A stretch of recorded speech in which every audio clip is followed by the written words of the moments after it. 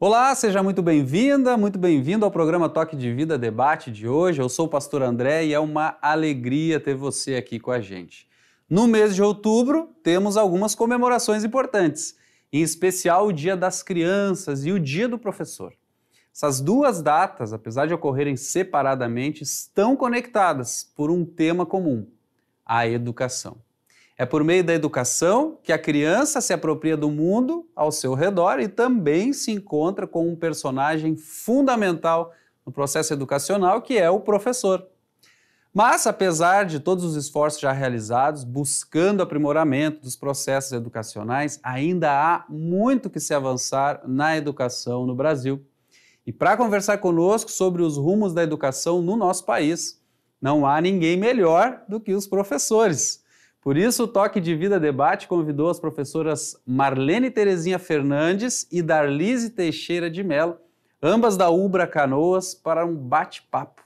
A professora Marlene é professora há mais de 30 anos, doutora em educação, atualmente é coordenadora dos cursos de pedagogia e licenciaturas da Ubra Canoas. E a professora Darlise é também professora há mais de 30 anos. Doutora em Educação, professora também no programa de pós-graduação em Educação da Ubra, com vasta experiência na alfabetização e professora dos cursos de pedagogia da Ubra. Professoras Marlene e Darlise, sejam muito bem-vindas aqui ao Toque de Vida Debate de hoje, especial para a gente falar da educação. E eu já quero começar perguntando para vocês duas, o que mudou? Vocês que são professoras há mais de 30 anos, o que mudou na educação desde o início da caminhada de vocês há 30 anos até hoje? Obrigado, pastor André, pelo convite. É um prazer estarmos aqui conversando com vocês, falando um pouquinho da nossa paixão, que é educar. Estamos já, como o pastor apresentou, há bastante tempo envolvidos com a educação. E posso dizer, em relação às mudanças, o que mudou, né? Desde quando eu estava em sala de aula, que já faz bastante tempo, sala de aula da educação básica, até a minha atuação no ensino superior.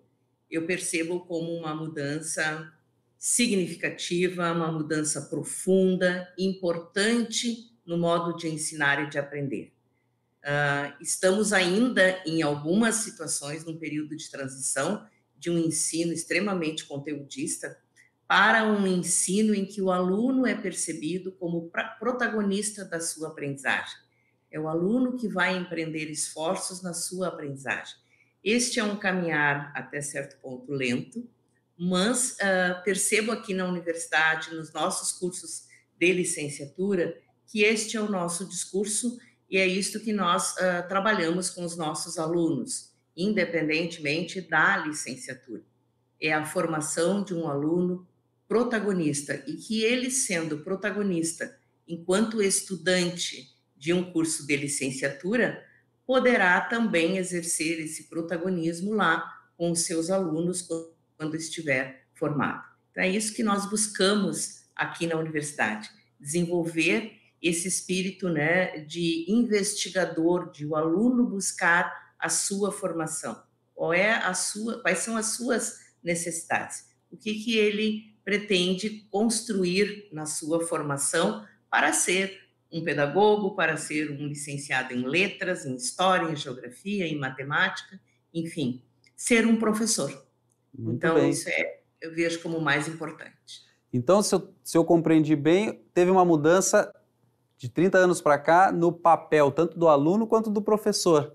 Professora Darlise, na sua visão, esse aluno que a gente tem agora em sala de aula, que é o chamado aluno da geração alfa, são os nascidos ali depois de 2010, mas me corrija se eu estiver certo, se eu estiver errado. Ele encontra um professor que não é da geração alfa, que é de uma outra geração. Como é que se dá esse encontro na sala de aula e o que surge a partir da sua experiência? Bom, em primeiro lugar, eu quero agradecer, então, ao convite do pastor e também da professora Marlene para estar aqui hoje com vocês, né? Quero dizer que eu acho que sim, né? Essa criança que está aí na sala de aula, é uma criança que vem cheia de conhecimentos, né? Cheia aí de um universo tecnológico, é uma criança que nasce nesse mundo tecnológico, que está inserida nesse mundo tecnológico, e quando ela chega nessa escola, a gente pode pensar assim, ainda encontra uma escola que tem uma tecnologia do século XIX, né, do século XX, em alguns espaços, e o quanto isso para essa criança é uma grande dificuldade, assim, né?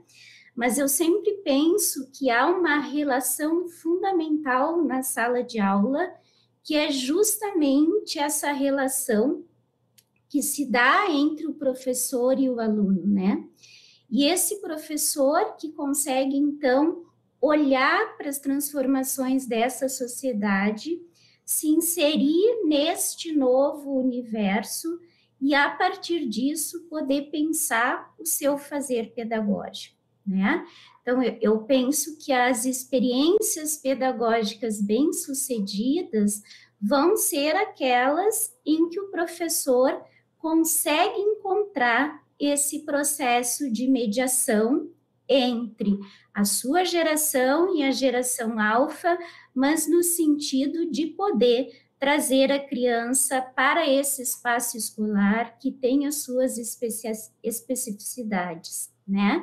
E quando a gente pensa nesse sujeito tecnológico, nessa geração alfa, eu acho que a gente sempre precisa contextualizar, na verdade, um pouco quem é esse sujeito, né? E de que infâncias a gente está falando quando pensa esse sujeito, principalmente porque a gente tem aí na sociedade um grande apartheid, né?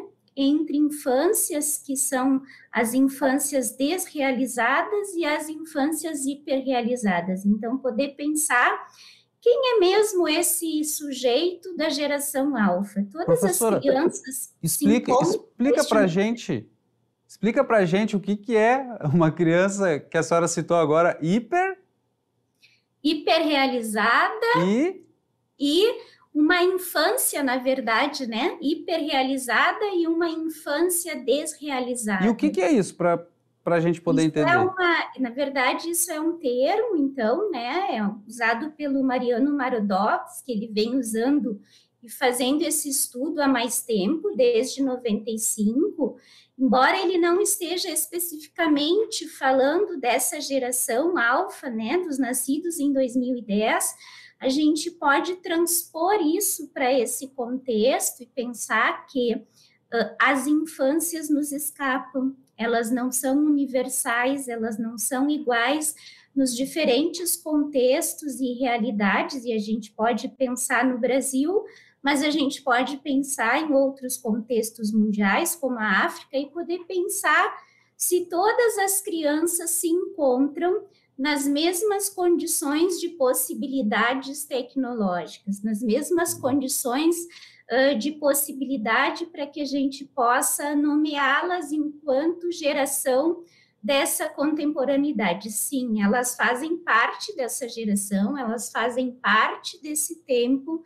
mas elas estão à margem, muitas vezes, né, de todo esse aparato tecnológico, dos smartphones, dos tablets, né, dos computadores de últimas gerações, dos jogos de videogame. Então, quando a gente pensa nessa infância, a gente precisa, sim, pensar quem são esses sujeitos, né? Esses sujeitos que têm acesso a tudo, que seria, então, as infâncias hiperrealizadas, né? A infância desse imediatismo, que completa, por exemplo, o álbum da Copa do Mundo em 24 horas, né? Quer dizer, essa infância que está aí na porta das escolas particulares, principalmente, né? Mas, ao mesmo tempo, a gente tem aí as infâncias que são, então, as infâncias menos protegidas, né? As crianças de ruas, as crianças ribeirinhas, as crianças que estão nas periferias urbanas em que o acesso, muitas vezes, a toda esse aparato tecnológico não é igual, né? E aí a gente tem um apartheid social muito grande, né? Então, quando a gente pensa nessas gerações, a gente precisa pensar quem são essas crianças, né? Onde elas estão localizadas, de que universo, afinal de contas, a gente está falando do Brasil, de que lugar, de que região, e a gente pode também pensar, né? Tem uma obra também da professora Leni Dornelles, em que ela fala, então, das infâncias que nos escapam, né? Das crianças de rua, as crianças cybers, que vai muito dentro desse contexto, então, do Mariano Narodowski, que são essas diferentes infâncias do nosso Brasil, assim, são infâncias distintas, elas não são universais e elas nos mostram no contexto da escola como são diversas e como o professor precisa compreender esse contexto social para poder atuar e fazer o seu trabalho pedagógico. Muito bem. É muito interessante isso que você traz, professora. E eu queria fazer ainda um outro questionamento, especialmente a respeito do uso das tecnologias, porque por algum tempo se tinham inclusive leis proibindo o uso de tecnologias como smartphones nas salas de aula, né? A gente ainda vê por aí em algumas escolas alguns recortes dessas leis ainda fixadas em murais talvez esquecidos. Mas o próprio Fórum Econômico Mundial de 2013 já apontava para a habilidade de aprender autonomamente como uma das habilidades dessas crianças atuais, né, dessa geração atual. Crianças e alunos que aprendem sozinhos. Como que a escola se adapta a isso e qual é a visão hoje das escolas a respeito do uso dessas tecnologias em sala de aula? Eu acho que tem vários estudos, né, que têm pensado sobre essas questões e eu acho que a gente pode pensar o quanto as metodologias ativas são, sim, pertinentes para esse contexto de sala de aula, né, o quanto, por exemplo, aprender com uma realidade ampliada em terceira dimensão, as formas geométricas, né, esse universo que se abre aí para a escola, e que muitas vezes nós, professores, estamos aquém dessas tecnologias, né? Eu acompanho aqui na UBRA os estágios docentes dos anos iniciais e a gente tem visto muitas escolas de redes públicas, então, que receberam as telas digitais, né? Que permitem às crianças e aos professores entrar nesse universo, de poder fazer um estudo, uma pesquisa a partir das telas digitais e que, no entanto, muitos professores estão ainda despreparados para o uso desses materiais, né? Então, eu acho que sim, a gente tem aí uma grande responsabilidade enquanto cursos de formação, né? Enquanto cursos de formação inicial, e eu acho que as redes públicas têm aí um grande compromisso em relação aos cursos de formação em serviço, porque os professores precisam sim, né, se instrumentalizar para o uso dessas novas tecnologias. Então, eu acho que há aí algumas possibilidades que têm se apontado para as escolas, né? Os alunos têm trazido essas discussões, mas acho que sim, a gente precisa de um investimento público muito maior na formação dos professores, principalmente os professores das redes públicas. Muito né? bem, professora. Que riqueza de conteúdo que você está trazendo para nós. O programa Toque de Vida agora vai fazer um breve intervalo e na volta nós vamos continuar conversando com as professoras Darlise e Marlene, especialmente para saber se a universidade, se os cursos de licenciatura ainda são procurados. Será que os jovens que saem do ensino médio estão querendo ser professores? A gente vai saber isso na volta do intervalo. A gente volta já. Estamos de volta com o Toque de Vida Debate, hoje conversando sobre educação, um tema que conecta, no mês de outubro, professores e crianças e estudantes, recebendo a ilustre presença das professoras dos cursos de licenciatura e pedagogia aqui da Ubra Canoas, professora Darlise e professora Marlene. Professora Marlene, que é a coordenadora dos cursos de graduação de licenciaturas, eu quero fazer uma pergunta que para mim tem me intrigado e eu tenho certeza que para quem está nos assistindo também. Qual é o futuro das licenciaturas hoje, na sua percepção, né? Você que está à frente aí dos cursos de licenciatura, os jovens que saem do ensino médio, eles têm procurado os cursos de licenciatura para serem futuros professores? Como é que está isso na sua experiência ao longo dos anos? A preocupação muito grande, nós temos percebido nos últimos anos na universidade um decréscimo sensível, né, e até em certo ponto muito preocupante, do número de alunos que buscam as licenciaturas. Porque nos parece que há um descrédito, há um desacreditar na profissão dos nossos egressos dos cursos de ensino médio. O aluno hoje não é, vamos dizer assim, desafiado ou esteja com tendência a buscar uma licenciatura para ser professor. Então, esse decréscimo do número de alunos é muito significativo e nós temos percebido aqui na região, no entorno da universidade, as instituições, assim como a Ubra, têm muita dificuldade financeira, né, da sustentação financeira dos cursos, porque há um ingresso muito reduzido de alunos. Percebemos que há, na modalidade EAD, ainda uma demanda, que não é uma demanda reprimida, mas há uma busca pelos cursos de licenciatura. Mas na modalidade presencial, isto é muito preocupante porque é um decréscimo muito grande. E a preocupação... Não, eu ia perguntar se na sua experiência esse decréscimo, ele tem a ver com a recente pandemia que a gente teve ou ele já vinha acontecendo há mais tempo? Na verdade, o nosso aluno, que nós temos percebido aqui na universidade, o nosso aluno é um aluno trabalhador, é um aluno que já está no mercado de trabalho. Então, a presencialidade, ela dificulta um pouco. A questão do transporte, chegar até a universidade, a questão das horas aqui. Então, o tempo que ele estaria hoje vindo para a universidade, ele vai para a sua residência e lá ele acessa a aula e continua de uma forma remota. Então, a pandemia trouxe esta outra realidade, que é o aluno optando pela modalidade EAD na sua formação. E isso a gente percebe não somente nas licenciaturas. São diversos cursos que estão visualizando, né, estão dentro deste cenário do aluno preferir a modalidade EAD. O que nos preocupa enquanto coordenadora de cursos de licenciatura é o apagão de professores. Nós já, há alguns anos atrás, há uns 5 anos atrás, ouvíamos, né, de que aconteceria o apagão de professores, né, num período bem breve.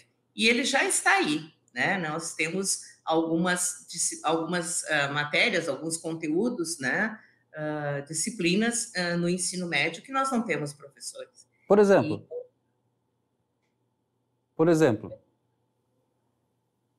Então, essa necessidade que nós temos de divulgar as licenciaturas, de fazer com que as escolas de ensino médio percebam a importância do professor, a importância desta figura, né, que é um profissional dedicado à docência, a ensinar e também a aprender com seus alunos. Nós temos essa preocupação de divulgar muito os cursos de licenciatura, torcendo para que isso não se concretize, né? Que nós possamos permanecer, pelo menos com a modalidade EAD, que hoje é a preferência dos alunos que buscam as licenciaturas, a preferência é pela modalidade EAD. Você poderia dar um exemplo dessas disciplinas que já se encontram em apagão de professores? Nós temos, por exemplo, disciplinas de química, de física, que têm dificuldade de ter esses professores, né? No curso de licenciatura em História e Geografia, é muito pouca a adesão dos alunos interessados em cursar História e Geografia. Então, num breve período, aqui nos 4, 5 anos, não teremos mais professores de História e Geografia, porque não há aluno ingressando. E nós temos uma parcela da população hoje nas instituições de ensino que já estão se encaminhando para a sua aposentadoria. Então, não haverá, né, professores para substituir os professores que estão se aposentando. Então, essa é uma grande preocupação da formação desses profissionais. Esse é um cenário bastante preocupante, né, professora Marlene? Mas, ao mesmo tempo, é um cenário promissor para aqueles que talvez estão assistindo o programa hoje e pensem, né, pensam em cursar uma licenciatura. A professora Marlene citou algumas áreas que talvez as portas vão estar mais abertas, né, para a licenciatura. Mas, na sua avaliação, quais os motivos que estão levando os jovens a não escolherem as licenciaturas? Eu acredito muito na questão da desvalorização da própria profissão, e aí muito vinculado à sociedade de uma forma em geral. Há uma desvalorização do caráter ou do papel do professor na formação dos seus alunos, ou dos seus filhos, né? Falando agora nas famílias, né? Nós temos um problema ou uma solução que deve ser buscada pelos profissionais que estão hoje em sala de aula, que é o relacionamento aluno, professor, família, escola. Nós estamos hoje, talvez, até pela fala da professora Darlise do início, né, desta geração que está aí, que é fluida, que é imediatista, que o papel, a figura do professor deixou de ter importância ou significado para as famílias e para a sociedade como um todo. Se nós tivéssemos políticas públicas que valorizassem a formação do professor, valorizassem o professor em sala de aula, a figura humana, né, educadora deste profissional, talvez nós tivéssemos uma adesão um pouco maior destes alunos que buscam as licenciaturas ou que têm interesse em serem professores. Me parece que há um descrédito de uma forma geral, e não somente do aluno que sai do ensino médio. Eu vejo o papel, a figura do professor muito desvalorizada na sociedade como um todo. Muito bem. Nessa relação do estudo na graduação de licenciatura e das universidades de forma em geral, existe um antes e um depois, né? Um antes da pandemia e um depois. Antes da pandemia, a gente já tinha vários cursos de graduação sendo oferecidos na modalidade à distância, né? O famoso EAD, né? Mas a pandemia acentuou isso, né? E aí vieram muitas críticas sobre se a modalidade à distância é boa, se ela é ruim. Mas você que trabalha diretamente com as duas modalidades, tanto a presencial quanto o EAD, diga um pouco para nós, na sua percepção, tem um demérito de uma para com a outra ou não? O perfil do aluno é o mesmo? Como é que é, na sua percepção, essa inter-relação entre o estudo presencial e o estudo à distância? Pastor, não vejo um demérito de forma alguma. Talvez no sentido contrário do presencial para o EAD. Nós sabemos que na sala de aula, independente do nível, ensino médio, ensino superior, educação básica, lá os anos iniciais, o aluno que tem interesse, a metodologia do professor diferenciada vai fazer com que esse aluno se desenvolva, que ele adquira novos conhecimentos, que ele busque a sua formação. Eu percebo aqui na universidade que o aluno na modalidade EAD é um aluno que estuda muito, muito. E é um estudo, de uma certa forma, solitária, porque ele está ali conectado e, eventualmente, ele conversa com seu professor, ele faz um meet, ele tira suas dúvidas. Então, este aluno que dá continuidade aos seus estudos e que estuda e se apropria daquelas informações, daqueles conhecimentos que estão lá nas disciplinas que compõem a sua matriz curricular, a matriz do seu curso, são alunos que realmente estudam muito. São alunos que muitas vezes superam, né, no seu desempenho a interação ou o resultado de um aluno presencial. Não estou dizendo aqui que o ensino presencial, da discussão, da conversa com o professor, em sala de aula, com a interação com os colegas, não seja válida ou seja desvalorizada. Não é isso. O aluno no presencial, ele tem uma possibilidade maior de trocar informações e aprender com seus pares.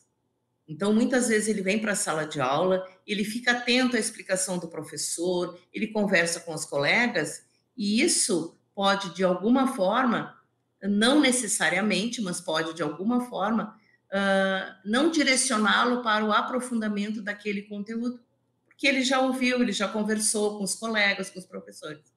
O aluno do presencial não tem, do EAD, desculpem, não tem esta vivência.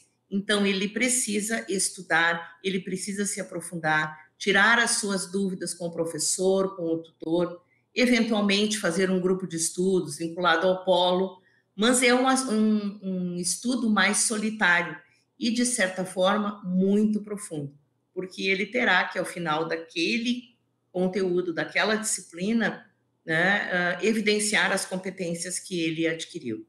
Então, eu vejo que o aluno do EAD não tem demérito algum em relação ao aluno do presencial. Eu acho que tem uma questão importante, assim, na fala. Eu só queria retomar uma questão da professora Marlene ali, que eu acho importante, né? Quando a gente pensa esse ensino em EAD, a gente aqui na UBRA não pensa em qualquer ensino em EAD, né? Então, quando a professora Marlene está falando, ela está falando muito dos nossos cursos, e nos nossos cursos a gente tem uma possibilidade de troca muito grande, que são as rodas de conversa, né? Então, onde os alunos podem ali trazer seus posicionamentos, é muito interessante esse momento na disciplina, porque a gente, enquanto professor, consegue intervir, consegue conversar e consegue afinar alguns conceitos que nem sempre ficam claros nessa leitura e nesse trabalho individual.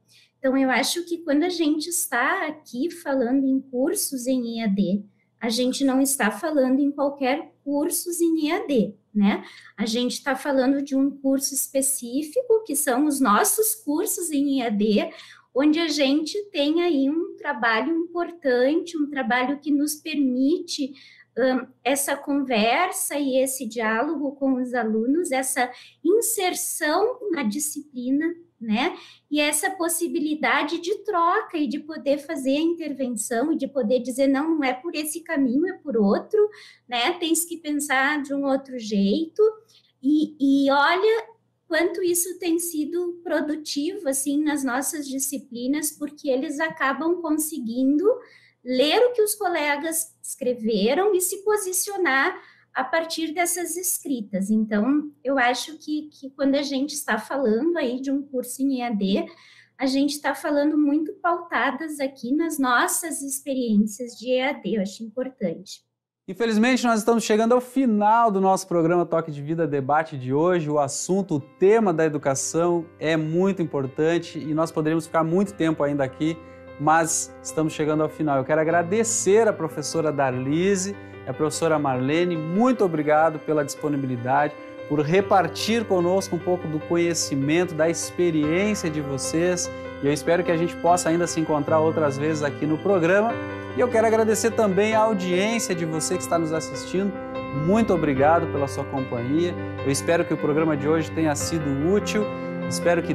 Desejo que Deus abençoe você e a sua vida.